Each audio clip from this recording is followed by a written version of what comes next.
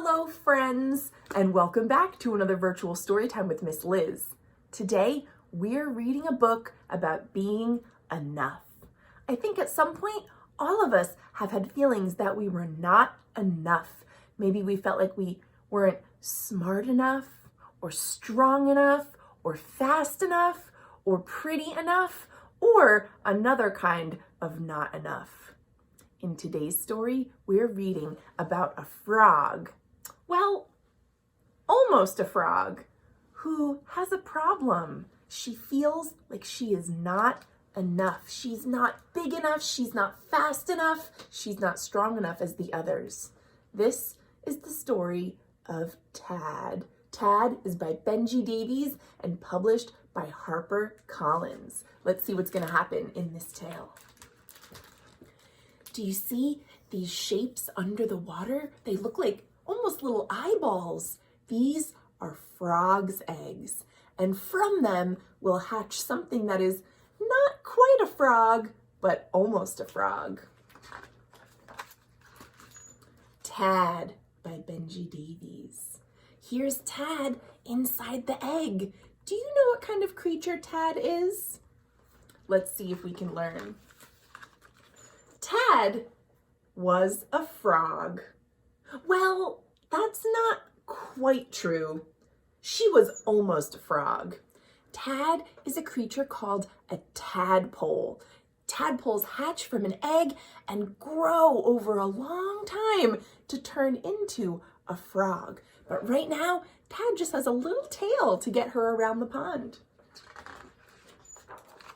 Tad was small. She was smaller than her Tad brothers. She was smaller than her Tad sisters.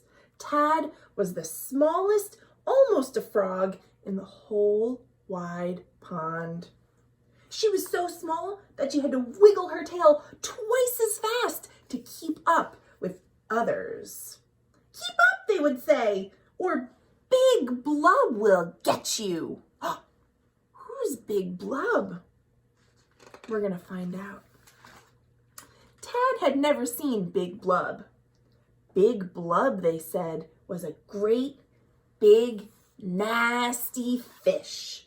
Big Blub swam in the deep, dark, murky part of the pond.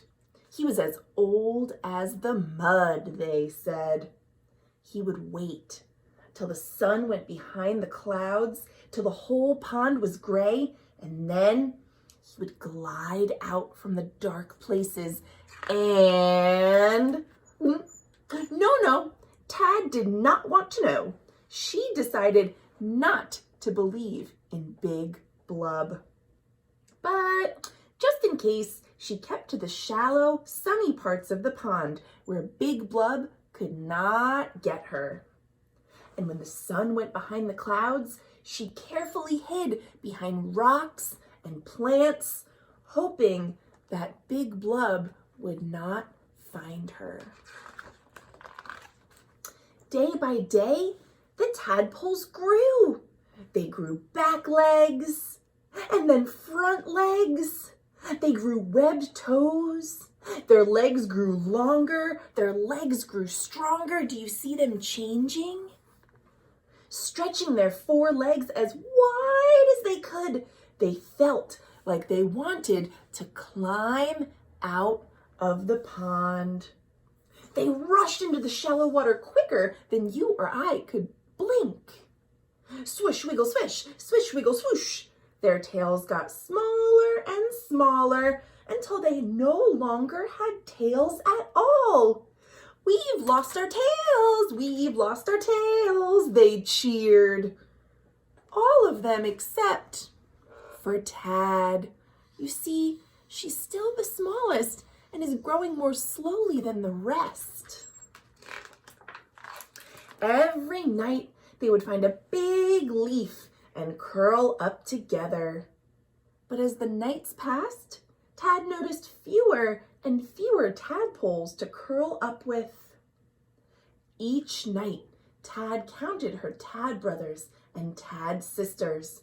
One night, 10, then 9, then 8, then 7, then 6, then 5, then 4, then 3. She's thinking about Big Blub.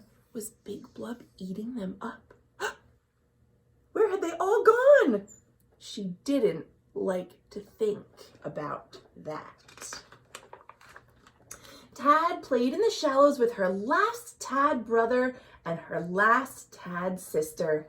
"You can't catch us, Big Blub," her last tad sister called out into the shallows. But soon there were just 2. "It seems like there are fewer of us than before, don't you think?" said Tad to her last tad brother. "See how much bigger he is than her, and he's lost his tail. She still has hers."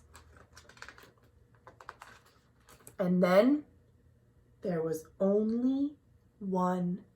Tad was the last tadpole in the pond. But she was strong, and she was clever, and she knew all the best hiding places. Big Blub would never catch her.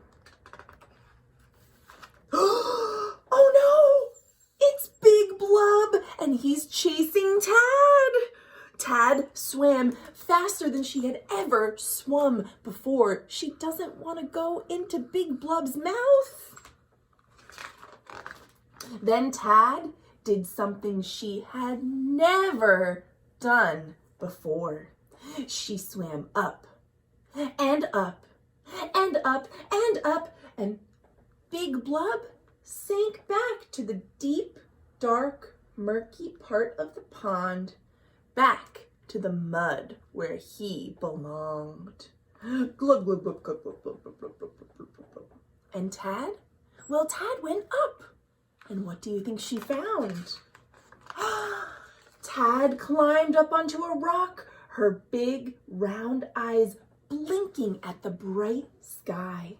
It felt good to be out of the water. "I've lost my tail! I've lost my tail!" she sang. Tad was no longer a tadpole. She was a frog.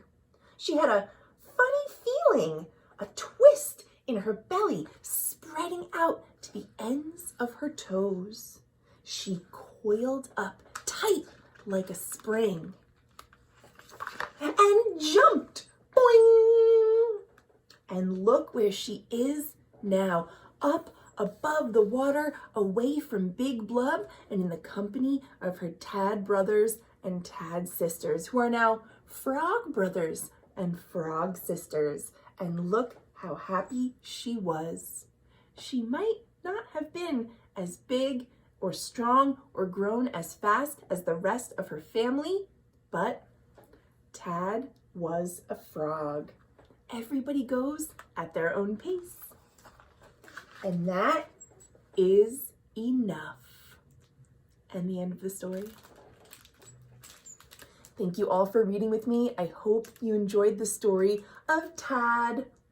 And as it says on the front cover, sometimes the biggest stories have the smallest beginnings. And I'm glad that Tad finally achieved her dream of becoming a frog like the rest, even if it took a little extra time. Thanks again for reading with me, everybody, and I'll see you tomorrow for more great books. Thanks for watching.